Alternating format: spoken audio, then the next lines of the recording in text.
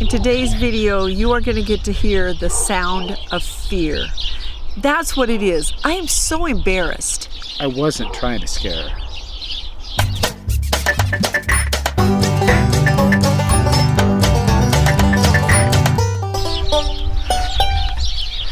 So this morning we took a loop around, and what do you think? A driving loop. What do you think it was? Like 150 miles? Oh, it's a long way. It was, but it was, well, I couldn't sleep at 4:15. I woke up because I heard several dogs and the rooster, and I was so like, we were up early. I'm up. So we were gone. Took our breakfast pretty much on the road. We did. 5 something, I think we were out of here. Yeah.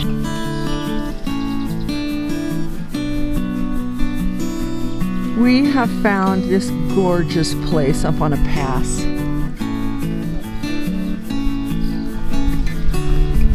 Look at these aspens. Ah, we feel so at home here. You found deer? Oh, you heard a deer running. We're looking for elderberries. We're on a berry hunt.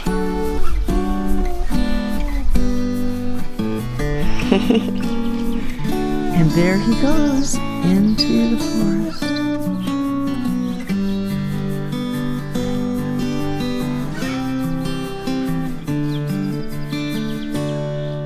Goodbye, Jim.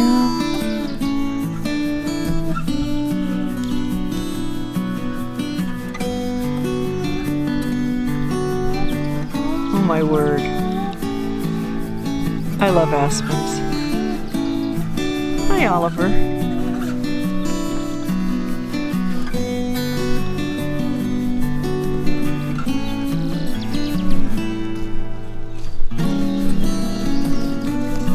Let's go up here. Explore. Up here, Oliver.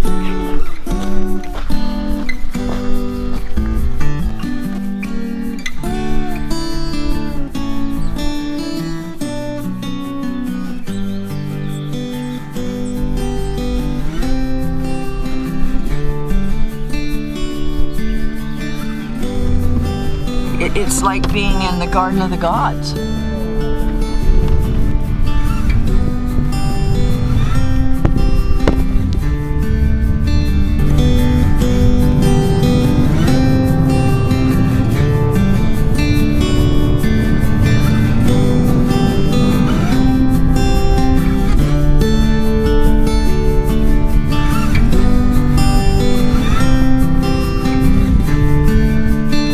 Okay, everybody, I want you all to tell Rhenda that I'm a good driver. Yes, but he's an excellent driver. But he's a guy. Have I ever put you in a bad situation? Oh yeah. When? I've gotten out and walked more than once. Remember some of the things you try to go up and I said, no, let me out, I'll walk. I'll get you at the bottom. You remember that? No. Yes, you do. She's threatened, but I've never put her in that position. Until yesterday. No. Yes. You're not going to drive down there, right? You're just parking. Yeah. Okay. Jim, stop! Stop! I just want to... Stop! Just stop right now! Rhenda, I was just looking. Do you see that big ditch? Yeah, I do see that.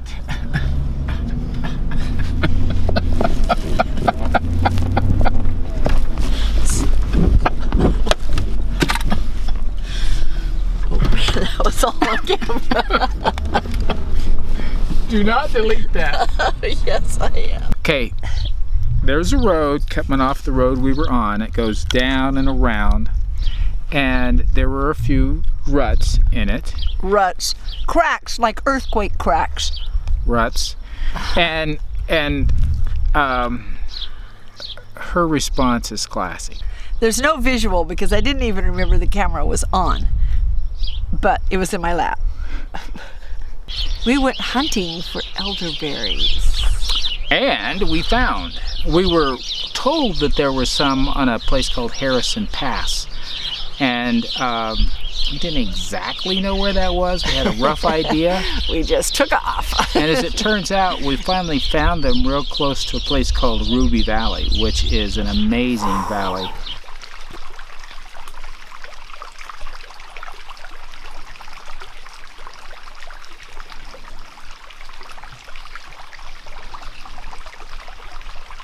Skunkweed, skunkweed. Whew. All right, go exploring. There it is.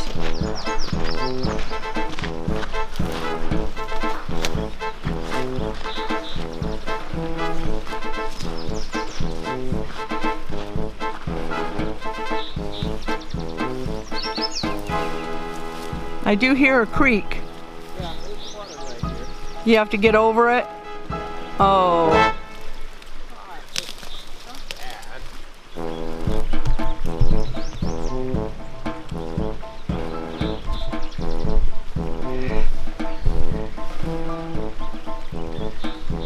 And not get bit by mosquitoes. Oh, look at you.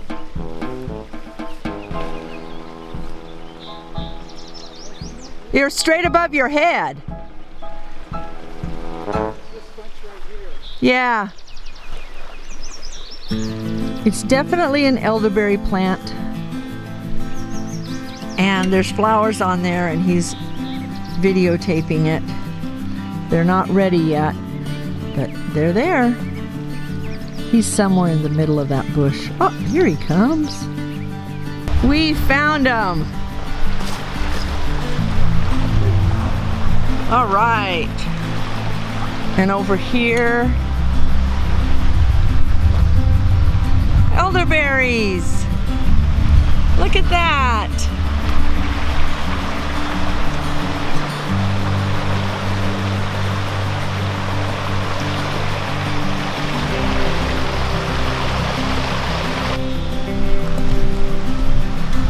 You know, if we stop like this every few moments, we'll never, ever, ever be home till nightfall. Look, you guys, it's an elderberry tree. It's huge. Wonder what kind that is. We're gonna have to come back and get some cuttings. That's awesome. Okay, we have discovered elderberries. And more down here. All the way. There's a huge tree again. Look at them. Look at this. I mean, it literally is a tree. I want an elderberry tree. We are at 6,200. 6,200 for elevation. So we were so close, we just kept going. But the amount of elderberries we found was impressive. It was, and so we got some elderberry flowers because we're about a month behind where we would have been in Missouri. And they're in the refrigerator. I need to go see what to do with them before we leave. Yes. But I want to say this.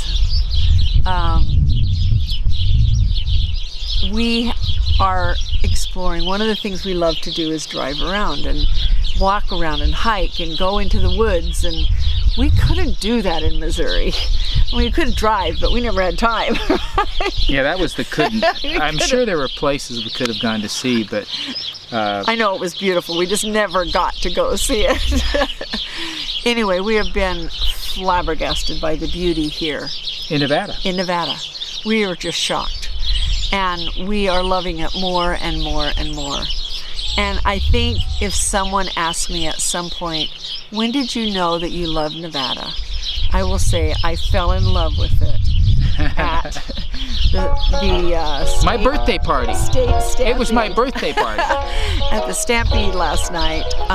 Silver State Stampede. Silver State Stampede. First of all, it's the first professional rodeo I've been to. I've been to little rodeos.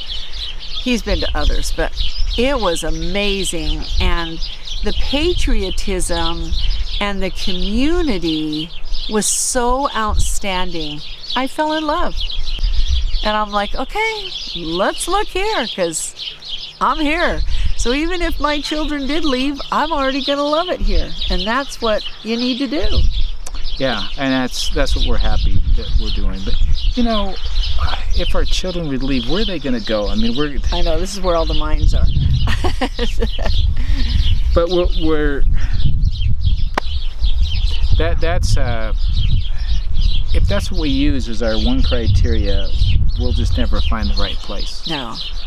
So but anyway, we're close now. We're going to have who knows how much time, and it's going to be a wonderful time with them. Yes. So anyway, it was amazing. We're loving it. It's a perfect example of growing where you're planted, because if you love where you live, then that's great, and you're happy no matter what. We've been working today, and playing, and driving, and doing fun stuff. But one of the things we want to show you is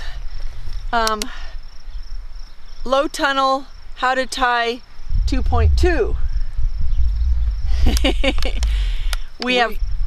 We get some winds pretty much every day, sometime in the afternoon. The conditions are right, and this heavy, swirly, hard wind comes through and just turns things upside down.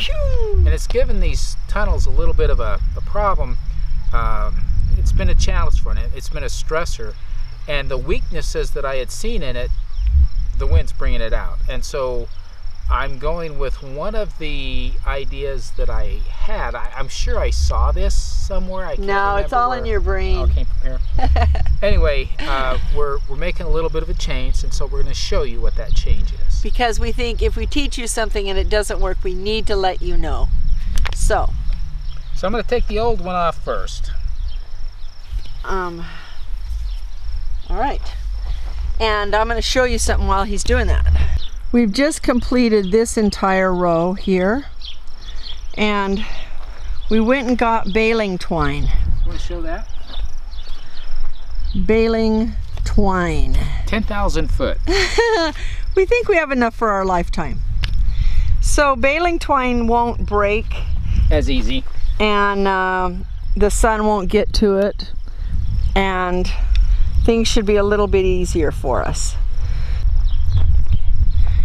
So here is one that we've tied, and right down here in the bottom, you're not going to be able to see it because I've stuffed it so far down there, but this is duct tape, and this is an inner tube piece, just a small little piece that's over the end of this metal. We have the wire, the whole stuff down there, and it's going through it. So now we're going to show you how to do it. It holds it so nice and tight, and when you want to see the plants, you just run it up like that and run it back down. So it's pretty sweet. What we're actually going to do, so you can really know how to do this, I've taught Rhenda how to do it. And so in order to really demonstrate this, we're going to let her show you how it's done. Okay. I came up with the idea. I taught Rhenda how to do it. Not that she is a test case necessarily, but the fact that I could teach it to anybody else means that it's repeatable. And if Rhenda can do it, anybody can do it. So to begin with, what we want to show you is we're leaving the piece of rubber from the inner tube. This is just a piece of inner tube that's put through like that. If you haven't seen the video that shows me putting on those, we'll link to it so you can go see that. So what we're going to add is this is a piece of duct tape, and so she's going to go 6 inches up from the bottom of the wire and wrap it on there, which is going to make a plug for this. This can't go up. The rubber won't slide past that. Can't go up. Now she's got a piece of the baling twine, and she's going to tie it into a loop. Which he's pretty stingy with, so.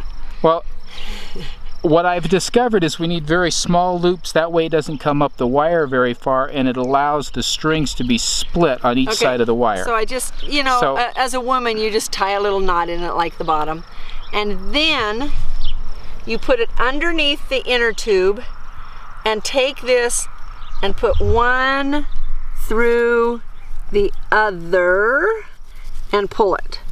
so that you've just got a loop right here, and you've got a loop, an inner tube, and a tape on this, okay? Now I'm going to stick it into the ground so that I can still get to the loop. See? How did I do? Is that okay? I'm going to show what I do for measuring the string, and I've tested this and it works. I stretch the string out hand to hand, finger to finger, you know, pretty much as it's slipping out, as far as I can go, and then I double it, because it's got to go twice across, and that's about the right length. It's coming out to about the right length, and then I cut it. And he puts a loop in one end. He does a fisherman's loop. I do a sewing loop. I just do a loop. Same thing on his side that I have on mine. There's the weed. Got little weeds trying to show up in here. Ooh, ugly weeds. Jim. I'm sidetracked. That's why this job's taking so long. I'm weeding as I go.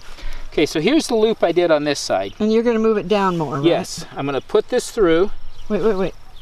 Okay, so, okay. See that? I've got that through, then I push this all the way down, okay? Then I pass these over here. So that Rhenda has it on that side. Let's see whether you can see it up. Let me be sure it's lining up for you.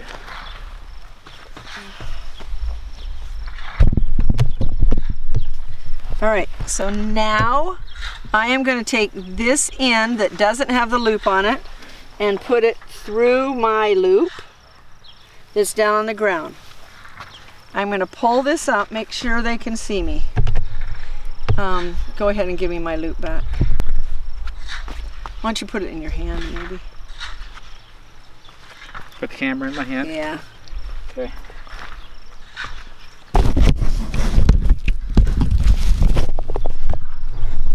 So I've got this through my loop, and I've got his loop in my hand.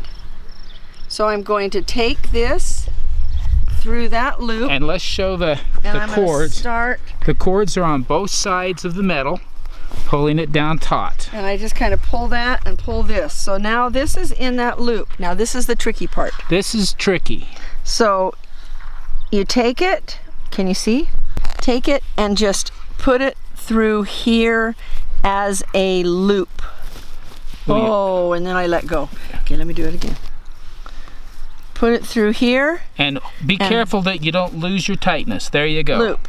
And then I take this one, my end, pull it up and push it down like that. Ta-da! So now you see this is really tight on here. It's hooked into down there. It can't come up at all. And it's with baling twine, so it's not going to break. Pretty good, huh? Now, we got to do the same thing this whole one. We've already finished this one. I just want to do a really quick partial garden tour and show how nice our corn is coming up and our broccoli is coming up. And we've staked our tomatillos. We have 8 tomatillo plants, and we have 42 tomato plants, and they've all been pruned today and tied up. All the excess leaves are laying in the ground here because I pulled them all off. I took all the suckers off and got them all propped up because we're not going to be here for 2 weeks, and we know that they're going to try to go crazy for 2 weeks. And then we're going to come back, hopefully, trim them all up, and then go back to Salt Lake for another 2 weeks. So that's the plan. So we've got those 2 covered, these staked, and these are all continuing to grow. And even all of our squash that we had to replant or that had to do, you can see it's all coming up really well. We have to do some adaptations, but that's right up our alley. All right, this has been a very long day, and I think we're gonna head to bed. I'm thirsty. My mouth is like cotton. I haven't done my hair today. Haven't had no makeup, but I've had a great day. It's been a great day. Enjoy, you guys. Subscribe if you'd like to, and like us. Oh, please hit that like button. Thanks. Bye-bye.